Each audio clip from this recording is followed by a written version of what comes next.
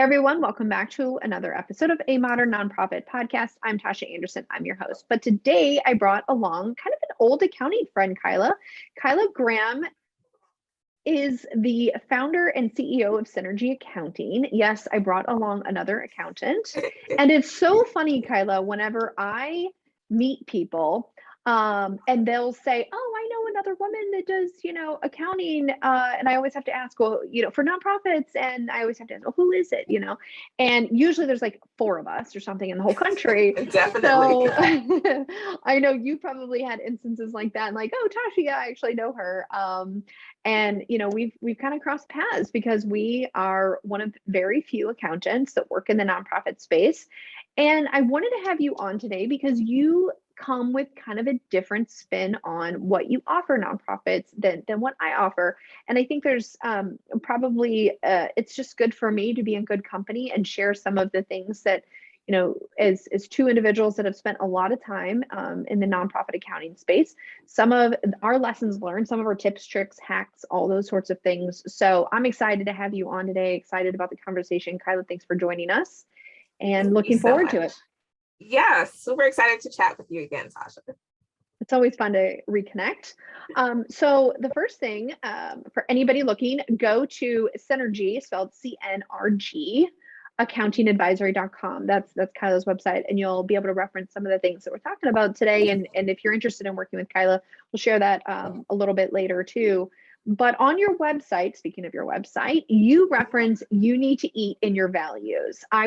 This struck me because I had a conversation just today about a woman that was starting a nonprofit, and she was really struggling. She was struggling because she comes from a nonprofit background, leadership background. Her partner has like a master's degree in nonprofit management, and they thought they'd be really well equipped for starting a nonprofit. And what they realized, as many founders do, that it is much, much, much harder than they realized. And what I'm hearing in it, when she shared that they're not able to pay themselves yet, and they're kind of really struggling. And when I saw this on your website, it made me pause because I just had this conversation this morning.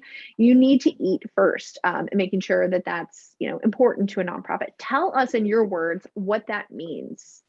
Yes. So I am a big foodie. And so for me, almost everything will go back to some sort of food reference. What I was noticing was similar to what you mentioned about the person you talked to, that they were like, how do I do this? And people underestimate. And I think it's a combination of the way society frames the word nonprofits. Their own like preconceived connotations. It's about the way donors think about like what should nonprofits be doing. Everyone, all of us, I think, have a part to play in like, oh, you should only be spending so much money on this. And the fact of the matter is, it takes people to run the programs. People, by virtue of being people, need food to survive. And I used to work at Walmart. I have lots of jobs in the past. I worked at Walmart, and this woman, it was on assistance, which never for me, like, I don't actually care. I'm here all day. So whatever you want to pay with is fine by me. But what struck me about that interaction was she specifically said, she's like, I work at a nonprofit, and that's why I'm on food stamps. That was a critical point where I was just like, that doesn't even make sense. Because if your job is to serve the community, your staff should not in turn need to go to another organization to get assistance for their food. And so really reframing how they think about what does it take to run this organization, so that they factor in the fact that, you know what, I'm going to need groceries every day. I'm going to have to eat and feed myself. And have to remember their staff has to do the same. Like you can't solely on like the good wishes of your family. At some point, you're going to have to say, we have to pay these people. And so thinking about what that means, and especially for organizations, you see a lot of organizations that are run by wealthy women. And how did that happen? It's because they don't have to pay to eat. They're like, I have money. And so as people are thinking about starting their own organizations, do you have a slush fund somewhere that is like going to cover that? No. they need to be thinking about that when you think about your budget and how you plan for things. I like that because Kyla, you know about me that I used to be a director of finance for a nonprofit, and I think one of the things that surprised me right out of the gate was how many staff were eligible for government assistance. And I know this isn't unique to my organization. I know the nonprofit world is really doing a movement to get livable wages and to raise those salaries for their employees, but it really is true. And you and I know, we see, because we see the numbers, we see the financial situation of nonprofits, and we certainly see that their own staff, the founders or otherwise, I can't tell you how many horror stories I've heard of employees really struggling to make basic needs, or founders that have depleted their retirement accounts, have taken mortgages against their homes, right? They've borrowed money from their parents. And whether it's nonprofit or for profit, I mean, I, as an accountant and as an entrepreneur, I would never advise anyone, whether you are starting a bakery or you are starting a nonprofit, to self-sacrifice that much to the point that it's detrimental to your well-being or to your health or your financial stability or any of those things. So what a great lesson. What a great lesson for. So you had mentioned budgeting. Budgeting is a big first step in mapping out any nonprofit's financial plan. I mean, if you don't have a plan, you don't know where you're going, and you definitely don't know if you're off the mark, right? So what steps do you recommend a nonprofit leader to do when getting started? I know this is part of the work that you do and some of your coaching nonprofit leaders. I love that you need to eat, and we're going to figure out how to do that by your budgeting. So what are some of those kind of steps that you take with nonprofit leaders that have no idea how to even get started? I love to start with two things: a wish list and your non-negotiables. So that you have an idea of what is it that we, one, exist to do. So those are your non-negotiables. This is the service that we provide, regardless of if we get funding for it, we're going to always do this service. So in my head, I think of that as putting the mission first. Like, this is why we exist. We are not going to stray from this because it's easy. It's very easy. But depending on how the grants get worded, you're like, oh, we could qualify. And you're like, so that piece of the, like, what is it that this is the core of who we are and what we do. And the wish list, because so often we go back to the point of like, we've got to cut. We can't do this thing. And that's how you lose staff. We're constantly cutting. We never have a chance to like build up a plan or plan ahead. And so the I think of is, what is the thing that your staff is like, I would love to do this thing, and here's what it would do for the organization. So saying, I really want to do this professional development because it'll help me serve our clients in this way. So how do I think about what do they want and what would it do? That way, when it's time, you send the budget to the board and you're like, please approve. When they you can say like, okay, here's also what we're going to lose. So be aware. I mean, you can start to rank that and think about for yourself, like, okay, this is a wish list items. If we had to think about where are we going this year as an organization, which wish list items line up with that? It doesn't feel like, oh, you're always saying no. You can say like, no, this year, this is what we're prioritizing. And next year, we're going to prioritize something else. And so everything on the wish list, you hit at some point, all in the same year. But there's a plan. There's like a concerted effort to do this thing. We just have to figure out when is the appropriate time. I love that. Non-negotiable and wish list. And I would add, I like to walk in with the wish list and kind of contingency plan, because, you'll hear, well, if I add my wish list, that means I have to add $50,000 to the budget. And what if my board pushes back on me? How do I have that conversation? It's like, look, we have a contingency plan. If we are not hitting our revenue marks to finance our wish list, then we have already identified the things that we will cut back on or forego or defer. So having that kind of in your back pocket when you're pitching your expansion plan to your finance committee might be helpful to you. So talking all things money today, I loved too that you talk about understanding leaders of nonprofits and their thoughts on money, right? It's so interesting. I've seen it's such a spectrum. I have some CEOs, EDs that are hyper vigilant with money. They know where it's coming in, they know what's going out, they know the seasonality, they know the timing, they know all of the things, right? And then I have some people, it's like, I don't want to look at it, I don't want to open it, I don't want to know. Some are very frugal and like to save and save and save, and some just blow every dollar that hits their bank account. So tell me, that's my experience. Kind of tell me, what do you see wrong or right with having conversations on leaders and their thoughts on money? I'm curious to know what comes out of those conversations, and how do you think nonprofits should think about money?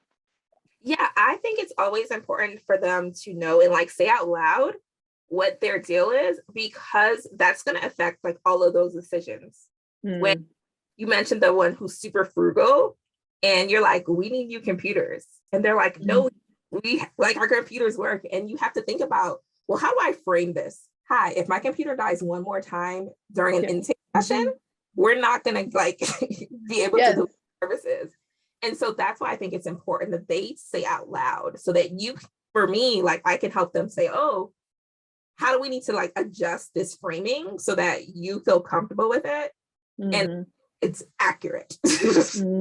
Yeah. So really helping, having an understanding of like, oh, they're going to be frugal. They're going to be like, why do we need to spend this money? Oh, okay, let me show you the justification. Because again, that goes back to the point of like, are they going to say no? Like, we never get to do this thing. We never, it's like, is it that we never get to do it? Who's going to balance them out is going to be the other piece of that. So are they a team of people? So is it like the executive, maybe a deputy director, and you're like, oh, you two play off of each other. Got it. Or low, and you're like, all right, we need to get you to this place where you feel comfortable letting go. And one of the times where I knew that it was really important to have that conversation was, like, you have also been director of finance at an organization. And when I came into my role, I met with the executive director and found out that she was keeping her own little spreadsheet so that she can compare what the finance director's reports were with her spreadsheet. And I was just like, this feels like a lot of work on your. But for her, she had a lot of fear around money and how we're getting spent and are we doing the right thing. And so I knew that we needed to get her to the point where she felt confident that the finance director was going to do the thing and be able to give reports on a timely basis, because that's why she was keeping those reports. Not like money, because she was like, no, I don't want to touch it. She was very much like, I would love to put my head in the sand. I just feel that I don't know what's happening. And so getting to the point where you're like, oh, this is what transparency looked like. And this is how often you should be getting the reports. And here's a rhythm and a cadence. So she didn't feel like I've got to do it because no one else is going to manage it. So that's why I feel like having those conversations is important, because then you can see like, okay, what's the underlying issue? Oh, never come out on time. Hey, we've got to fix that. And so getting to the heart of the matter for me is really what's like, okay, this is how we get you in the right direction. You know, that's not uncommon. I hear that all the time. You know, we have our own separate little spreadsheet, our own little tracking, whether it's the program team or the fundraising team, especially for those that have grants or something they have to report to another body about. They just don't trust the accounting records. And, you know, I think we're here to say that if you are having to do that, you're probably working maybe with the wrong accountant. So if you've had experiences where you have to do that, you're probably working with the wrong accountant. That's good. That's good. And I think it's interesting. I've met so many leaders of nonprofits, and this is going to be a little controversial, but I just like to sprinkle a little bit of that in there, where they'll say, I'm not good with money. I don't want to handle money. I don't want to do all those things. And I think that the problem is, as somebody that has worked with nonprofits all the time, as somebody that now runs a for-profit business, and I think sometimes people look at us as, oh, well, you're accountants, you're just naturally good at money. Look, I've met a lot of accountants that are not necessarily good with money. That's a little secret in the industry. That's not always true, but I think what is true, to have a successful, sustainable, profitable business, you have to take on some element of your identity as somebody that is good with money or good with numbers or good with understanding. You have to spend less money than what you bring in, and you have to be willing to strategically reinvest those funds, whether it's through fundraising efforts or through your program expansion or whatever.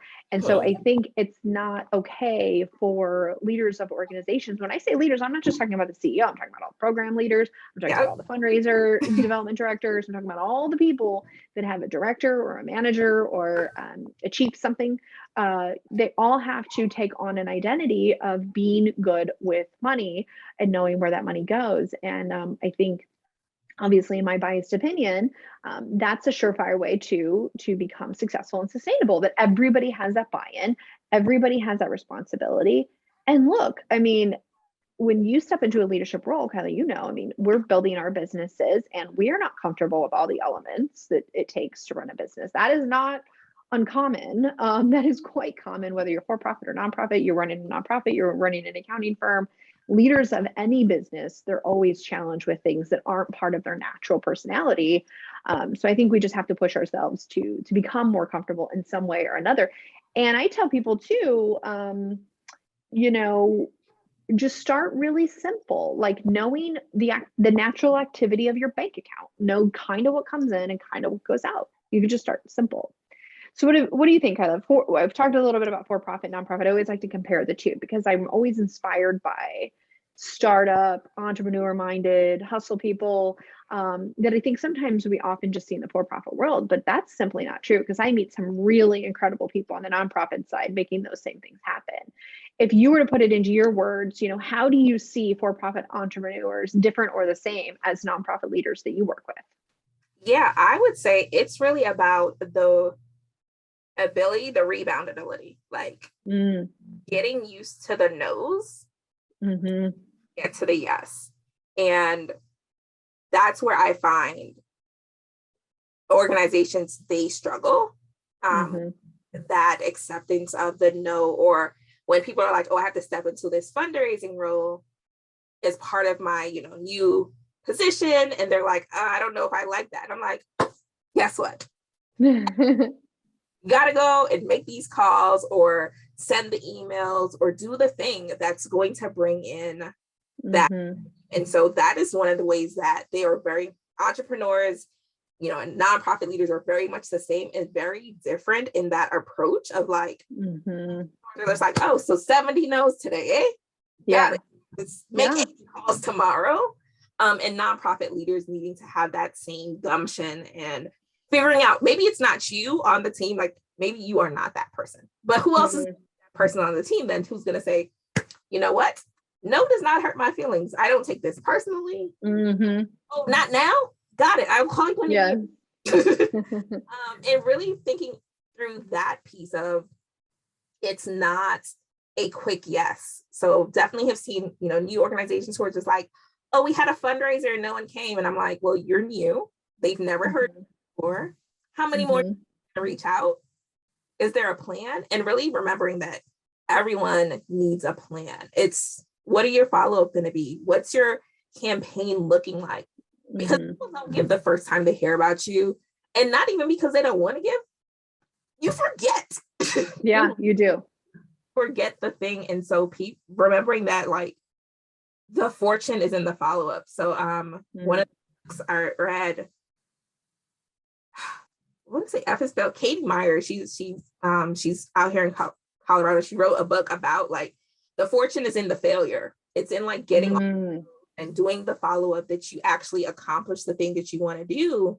And I think that's a lesson that we don't talk as much in the nonprofit community about, is like, okay, cool. Not yet. We'll follow up with that grant officer to find out why you didn't get the funding. You can improve, as opposed to just saying like, oh no, we're not going to apply again. Well, why not? Well, what do we do? Figuring that out, I think, is going to help them get to the yes. And I think entrepreneurs just lean more to that because they're just like, well, I'm still going to keep pitching this thing. So what is it that you buy from me, or you want to hear that this solves? I think it's funny. I was having a conversation about this and somebody had asked me, it was actually somebody that's running a nonprofit, and they reached out and were interested in just hearing how I've been able to grow a successful business, which I thought was kind of interesting coming from, somebody wanting to start a nonprofit. and asked, what do you attribute that to? And it's along the same lines, but I'll paraphrase it a little bit differently, that I think for-profit, so number one, the key to the success that this firm has had is that every single day, the very first thing that I focus on, now keep in mind, I'm a CPA, I'm a natural accountant, like I am a service provider, like I do the things that create financial reports. But the very, very first thing I do every single day, my number one priority is revenue generation. Now, I'm not talking about just filling out the tax form so that I can get paid. I'm talking about going out there and finding potential new clients, right? That's the number three. Or they reach out to me and I respond to them. It's the very first thing I do every single day, right? Is focusing on revenue generation, growing the firm. Because if I'm not growing the firm, then I'm therefore shrinking the firm. And then if I'm not growing the firm, then I can't reinvest into the firm to get bigger and get more people and get my life and my sanity, right? All of you folks out there that have small nonprofits listening, like I'm doing all of the things. And I told her that the easiest way to get yourself out of this is to grow bigger. And what I think that people wrestle with is that, well, if I get bigger, then it's going to be even more stressful. And I'm here to say it was so much harder being much smaller than it is being the size firm that we are now. So I think that entrepreneurs, if you have an entrepreneur, they're not necessarily obsessive with figuring out how to create a widget the most perfect way. I mean, maybe to some degree, but they're focused on how do I sell the widget? How do I get money, right? They're focusing on sales. And the nonprofit world, we focus on the service delivery. We focus on the programming. And usually because you're, one or two people and all of the energy goes into the service delivery, there's not a lot of focus on the revenue generation side, right? I meet numerous organizations that have been around for years and years and years, and they've never invested in the revenue generation side, which means like grant writers, fundraisers, when I say fundraisers, I mean like development directors or development staff, rather than like fundraising events, right? They'll do little fundraising events that's very labor intensive, and then like, we don't raise enough money. But it's usually like the for-profit world will spend so much time initially upfront on revenue generation, as opposed to that's kind of more of an afterthought in my experience with the nonprofit side. And so that's where I think things are a little bit different.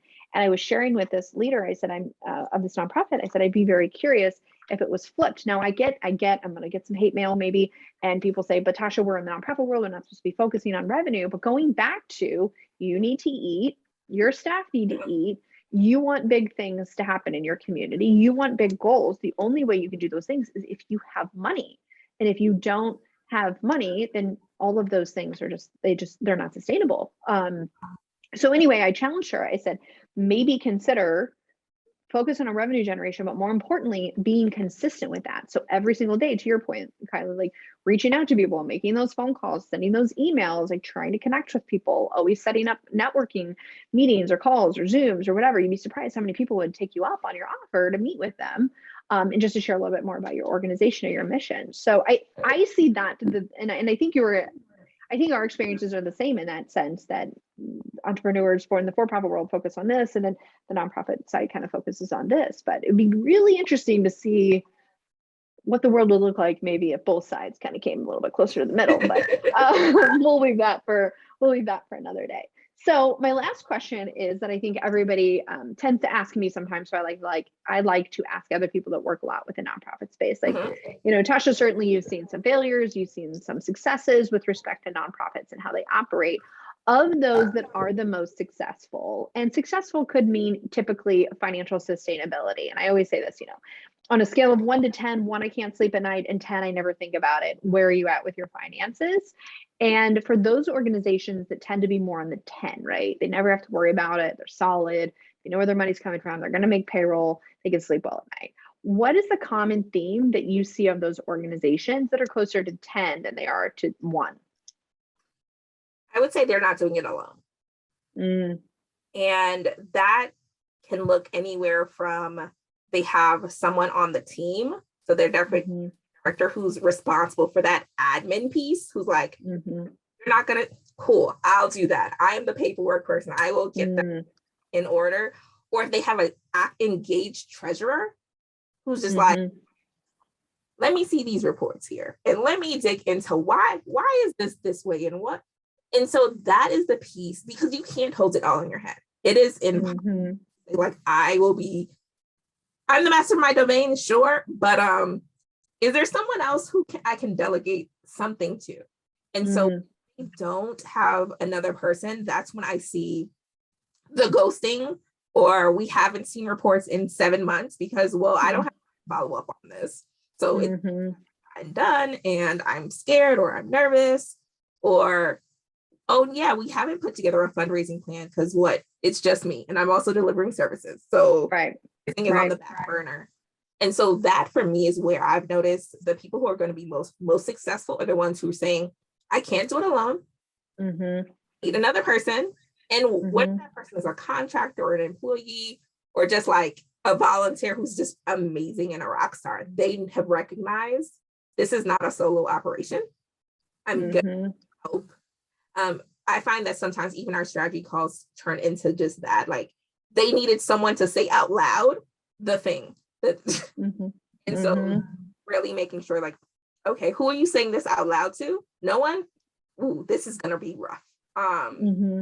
So making sure that they have that sort of buffer. Again, is it an employee? Is it a volunteer? Is it someone you just contract with to say, hey, can you help us keep hold it together just a little bit longer? That to me has been what I've noticed for the clients who are really successful. They have another person to say out loud to, hey, this shit is hard. Yeah, that's relatable. I can relate to that for sure. And you talked about delegating and kind of spreading the work. I am a business book junkie. I am actually, y'all probably can't see them, but I'm reading, rereading. So a couple tips and Kyla, you might have some too. Really love Traction and Rocket Fuel, like for the EOS operating system. Do you have that like literally next to you too? So Traction came in the mail for me, and I was just like, asked our CEO, I was like, did you send this to me? She was like, no. And I was like, who sent me this magical book? So that's funny. You're waiting for me to finish reading it. Yeah. And then another two that I like is so kind of before you even go there too, for those, I really like E-Myth. E-Myth is basically a book on how to get out of doing all of the things and how to effectively delegate, whether it's volunteers, board members, or otherwise. And then also, I'm a really big fan of Clockwork Your Business.